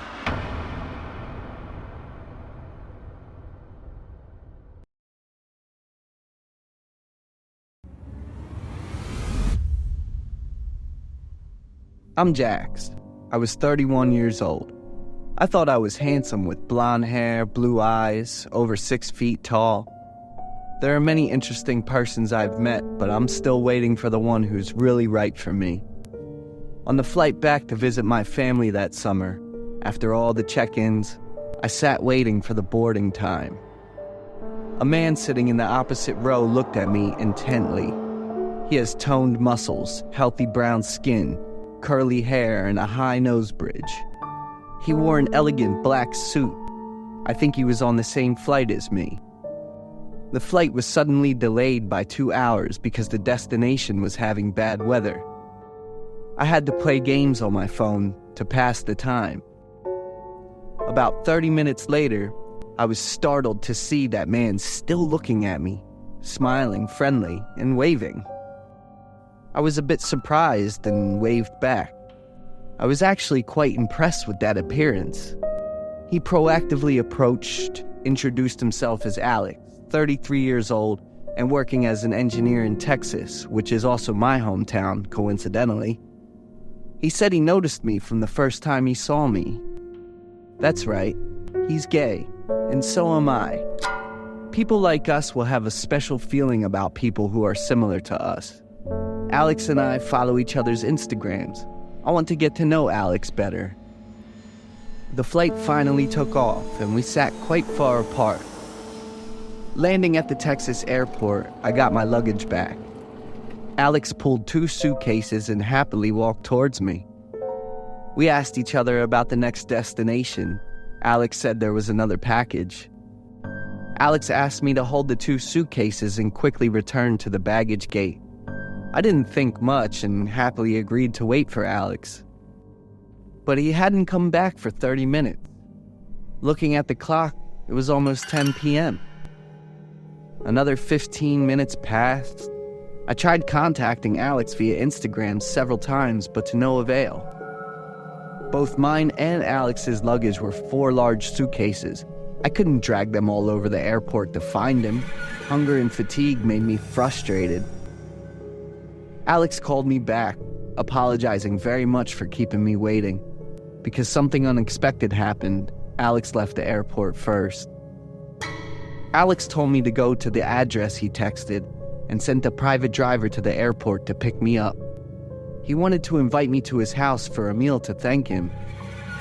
I felt better after receiving Alex's call. Alex's personal driver is a man taller than me, with a fierce face. The car he picked me up in was quite old, cluttered with bottles and jars, making me feel uncomfortable. The driver took me to a small, shabby house on a deserted road. I looked around bewildered, got out of the car and went inside following the driver's instructions. The house was dimly lit, had a strong, musty smell, and had an indescribable cold feeling. I walked very slowly, looked around as I walked. The driver was still walking behind me and staring at me. I started to feel scared, told the driver to call Alex to come and get the suitcase back and I would wait here. He didn't answer or do anything, just stood there staring at me.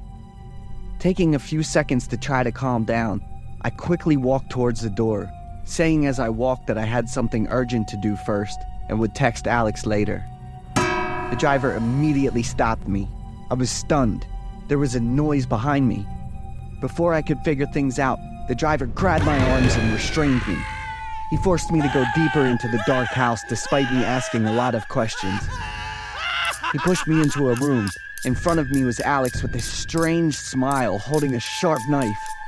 The room was cluttered with strange medical equipment, many of which were still covered in blood.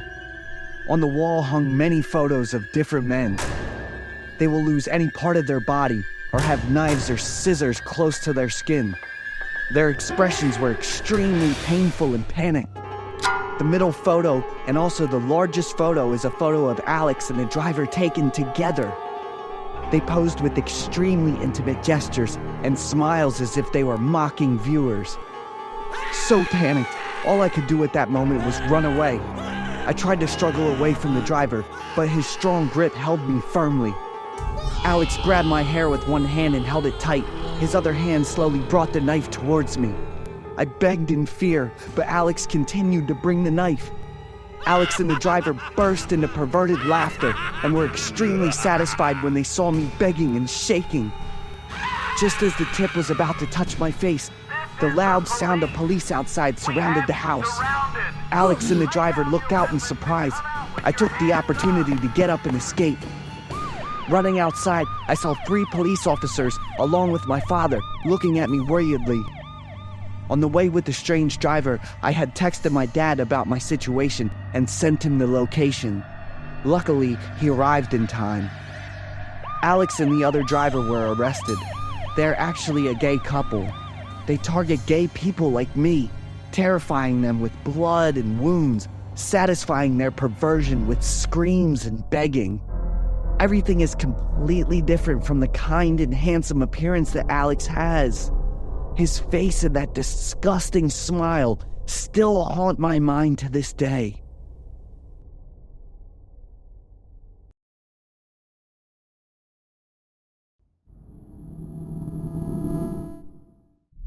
The following story still haunts me to this day and prevents me from pursuing any more relationships. At that time, I was a senior at Johns Hopkins University and living in a busy city. One day, I accidentally discovered it in the pending messages section of my Facebook account. A beautiful girl sent me a greetings. The time the message was sent was nearly 2 days ago. Being a young man and always available for a relationship, I quickly replied to her message without much thought. We started our first messages like any other courting couple. She is Jess, 23 years old and lives 120 kilometers from my city. Quite far, but it's okay. Distance is not a problem for me. Jess and I sent each other photos of ourselves. Jess really fits my ideal girlfriend with long, straight hair, healthy brown skin, and a bright smile with even teeth.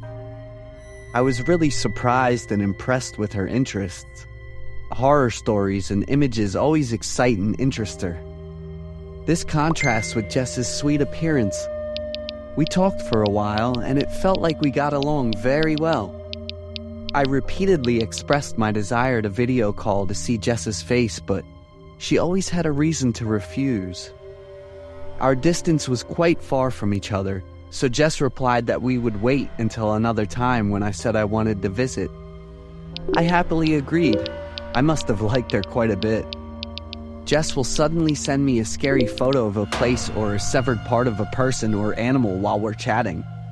At times like that, I was quite startled, but then I laughed, thinking that it was Jess's strange but also very interesting hobby. One time, Jess sent me a picture of herself looking scary. She was wearing pajamas full of red stains, which I thought it was blood. Her face was gaunt with many small cuts. They were bleeding and swollen. Her brown hair was long but messy and had many rough cuts here and there. Jess is completely different from the photos she sent me before. It took me a few minutes to calm down and was about to text her a question when I received a text message from her saying she was attending a club masquerade. She really knows how to surprise me. But the frequency of her sending me scary, bloody pictures of herself increased, and I started to feel uncomfortable with it. There's a photo had a small knife stabbed through her biceps. The other photo had her whole body tied to a pole so tightly that her face turned purple. I kept telling her to stop these acts. The beauty and sweetness she had was gradually disappearing. A week later, I didn't receive any other messages from Jess. Was she angry because of what I said? My mind kept thinking about Jess. I decided to press the video call button, but she didn't pick up. I don't have any more contact information for Jess. Maybe she just disappeared. Looking back at the photos Jess sent, I was startled. How could she tie herself up like that? One afternoon after returning home from school, I was happy to see a parcel placed in front of my house with the sender's information written on it as Jess. I couldn't wait any longer. I went back to my room and immediately opened it. Inside the red gift box was a lot of hair and a pair of eyelashes. I observed closely and immediately felt a cold feeling down my spine. There's something like a patch of skin stuck to the eyelashes. So these are real eyelashes? The question flashed through my head. I panicked and picked up my phone to contact Jess, but her account had been deleted. I immediately called the police and explained everything, but I don't have Jess's phone number, home address, or any other personal information other than her Facebook account. The police used the hair and eyelashes I provided to investigate and identify a girl named Jess in the next town. She lived alone, working as an employee at a small supermarket near her home. Go through the photos Jess sent me. Pay close attention. Those photos are all in the same location. It was a rather small, dark room. Now I noticed Jess's eyes, the pain and helplessness. Those eyes seemed to be begging for help. What really happened to Jess? I have a hunch she's kidnapped or held captive. Are those eyelashes and hair hers? I was haunted by the image of Jess. I admitted that I really liked that girl, even though I had never met her.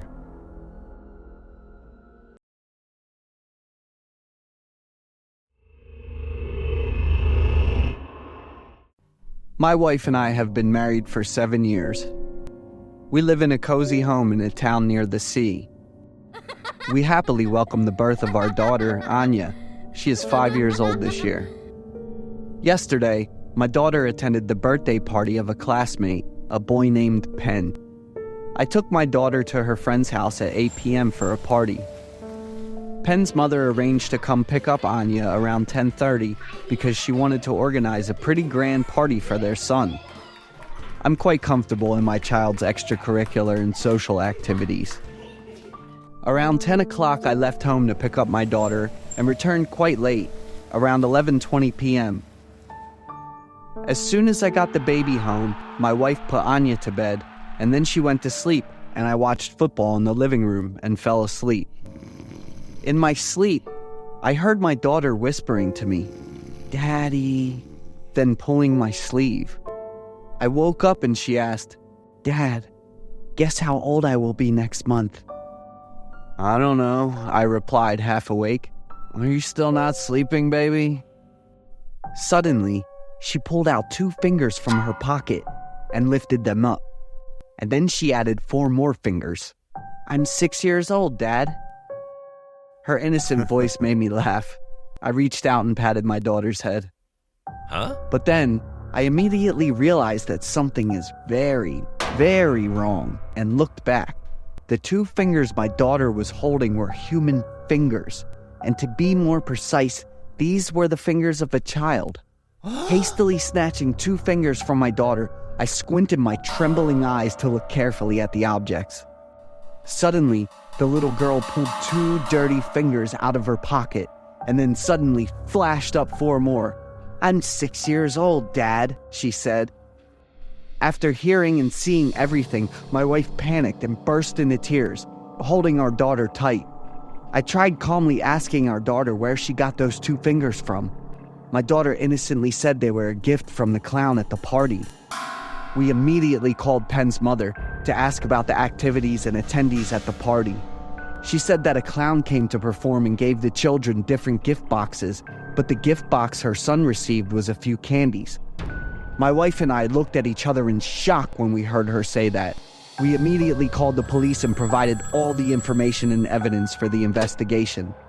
The next 2 days, my husband and I asked for permission for a short leave, and we also asked to work from home to ensure her absolute safety. After investigating and testing DNA from 2 human fingers, the police revealed the identity of that unfortunate child. It was a boy, 1 year younger than my daughter, and his family reported him missing 2 days ago. It is known that after the boy went missing, the family received a blackmail call from a strange phone number. However, the amount of money was too large. The family did not have time to prepare. They only received one last message that their child had died and completely lost contact with the kidnapper. The search for the boy and the clown expanded and became more intense. A few days later, the body of the boy in distress was found in a remote area near the town, nearly 30 kilometers, but there was no trace of that clown. Checking all the video recordings and photos at Penn's birthday party, the image of that clown was very blurry. Penn's mother said that she and her husband both thought this was a surprise the other had for the children, so they were not on guard. The photos only captured parts of him, such as his arms, shoulders, and hair. With only such images, it is very difficult to confirm his identity and to hunt down the predator. My wife and I are more scared every time we think that the kidnapper has approached our daughter. He showed these 2 fingers to my daughter as a challenge to the police, as well as a chilling warning to my family. Surely that pervert has noticed my family and is still somewhere around here.